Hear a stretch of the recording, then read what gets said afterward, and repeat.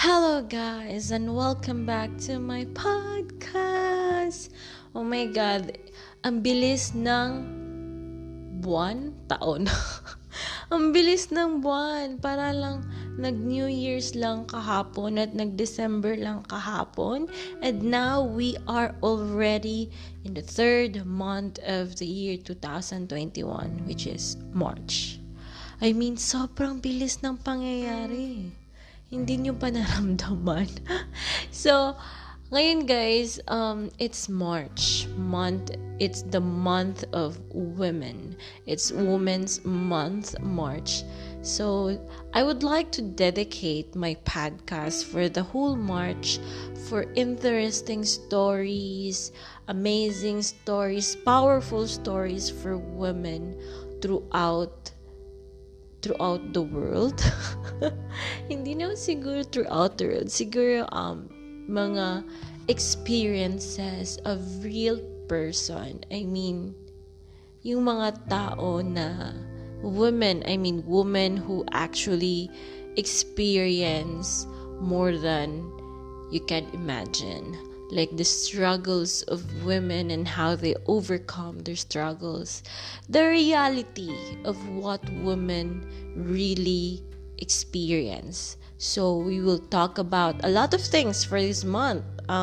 Starting from the topic for today, this Monday, which is I would like to share my experience as an OFW here in Thailand. I'm actually an overseas Filipino worker here in Thailand. That is my full-time job. I'm not actually like full-time a vlogger or a blogger or a content creator. Meron po akong trabaho. So, ayun. And then we're gonna be talking also next week for an interesting story for a single mom and at the same time OFW din siya dito sa Thailand, and many more interesting stories of women in this modern world and also this situation right now for the COVID, diba? So it's gonna be this month more on like the stories of reality of women, how they struggle, how they overcome, how they face their difficulties, and how they survive. So, oh my God, nag-record ako guys, pasensya kung may mga background na motor. But I'm actually recording during the day, so may mga dumadaang motor. So ayun guys, I'm so excited. So for this first Monday of March, I would like to start this Women's Month podcast for myself. And I really wanted to share my experience as an OFW here in Thailand. Actually, I also had a video on how to work in Thailand in my YouTube channel. You can check that out at www.youtube.com/c/Catherine. So, ayun. You can check that out. But there's a lot of people asking me and commenting at that video that they have a lot of questions and asking me to do an updated one.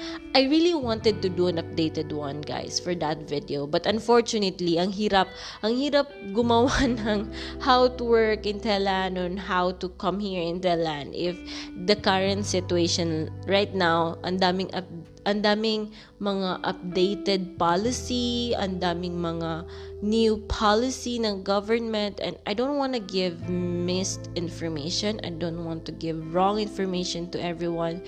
So I think I should do that kind of video pag okay na lahat, 'di ba?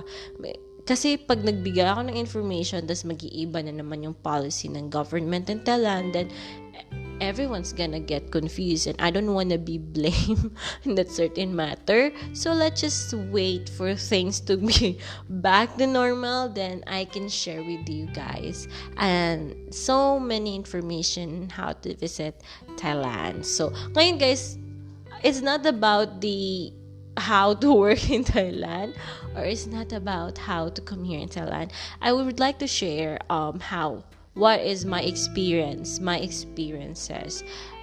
what are my experiences as an overseas Filipino worker here in Thailand. So to start with this mumbling of it's ang haba na guys ng sinasabi kong introduction, naka 5 minutes na ako sa introduction. So ayun guys, oh my god. So I actually have a short questionnaire for myself para hindi ako mawala. So first question is that how I came to Thailand. So to answer that, oh my god, it's like an Q&A portion with my own self. Ayun guys, paano ako napadpad sa Thailand? Paano ba? Okay, actually I had a work in the Philippines. After I graduated, may trabaho ako sa Pinas. I started to work in a hotel sa Pinas. I actually live in Lanao del Norte sa Mindanao. Then my second home is Cagayan de Oro City in Mindanao. That's where I took my college, and then that's half of my life. And then after I graduated, nagkaroon ako ng trabaho sa isang hotel, but then hindi ako nagtagal. I didn't like it, so I quit, and then I work in a call center. Oh my god. I work in a call center for 3 months, I think. But hindi rin ako nagtagal kasi hindi ko gusto, parang nahihirapan ako mag-adjust yung katawan ko. I'm always working night and then come home early in the morning. So, nakakapagod guys. And saludo ako sa mga nagko-call center that they actually still working, right? Still now working in call center and still survive in a call center setup. So, saludo ako sa mga nagko-call center guys. Mahirap magtrabaho sa call center. You just have to have a discipline and courage to do so. Parang napapalayo na tayo sa topic. So, ayun guys, nag-call center ako, and then I quit, and then I got another job from in pre-opening hotel.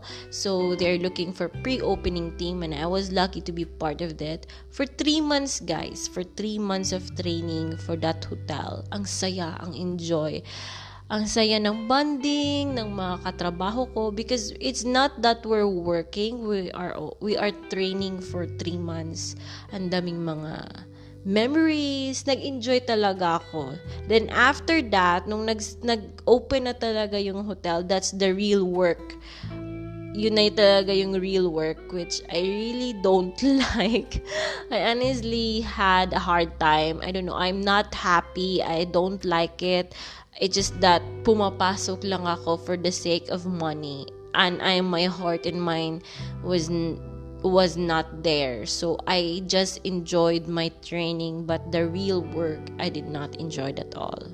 Wala naman sigurong trabahong madali, di ba? Feel ko talaga lahat ng trabaho nagsisimula sa mahirap.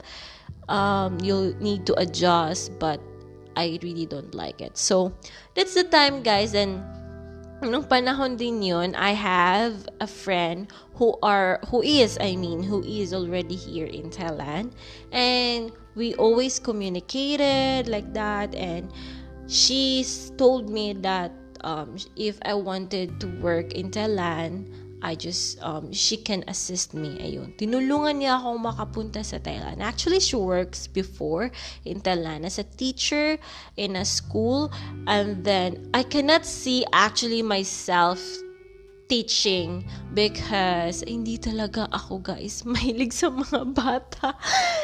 I love to play with them, but I'm not the kind of person who likes to take care of children. Siguro pinakamatagal ko na talagang laro sa bata is like 10 minutes. Then after that, I don't want it anymore. Ayun guys. So ayun, tinulungan niya ako makapasok ng Thailand, and then the school accepted me as a teacher, and then but nung pumunta ako dito sa Thailand, guys, hindi pa ako nagka-work permit because it's easier for the school to give me a working visa if nandito na ako sa Thailand. So ayun guys, because there's a lot of paperworks going to happen if kukunan na nila ako ng visa na nandun pa ako sa Pinas. It's easier for them and it's not complicated kung nandito na ako sa Thailand then sa kanila kukunan ng visa.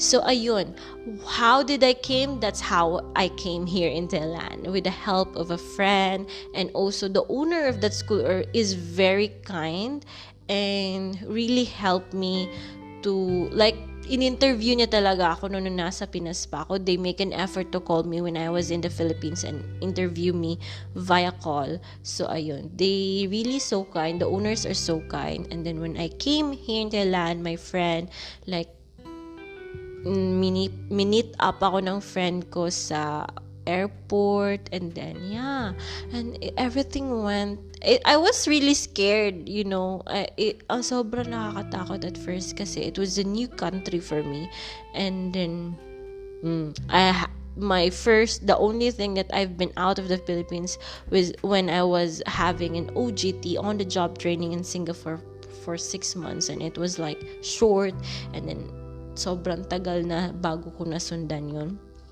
Yeah, that's how I came here in Thailand. Why I came here in Thailand? Because of pride. Sobrang pride, guys. So, ayokong mag-resign dun sa hotel ko. Sa last employment ko sa Philippines sa isang hotel. Ayokong mag-resign na ang reason is dahil hindi ko siya gusto, dahil nahihirapan ako. I don't wanna look like a failure to myself.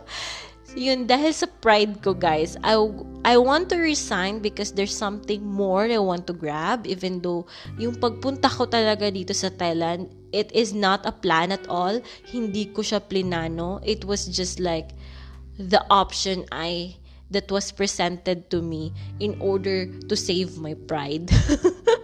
Ayun, parang I need to resign in this hotel and give them a reason, a much more bigger reason to why I have to resign.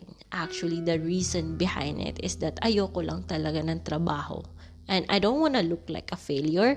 So, I took the job here in Thailand. So, it wasn't a plan actually. Sobra hindi yun plinado. Dahil lang talaga sa pride ko, napadpad ako sa Thailand. So, that's how I came here in Thailand. Oh my God, ang haba ng explanation ko.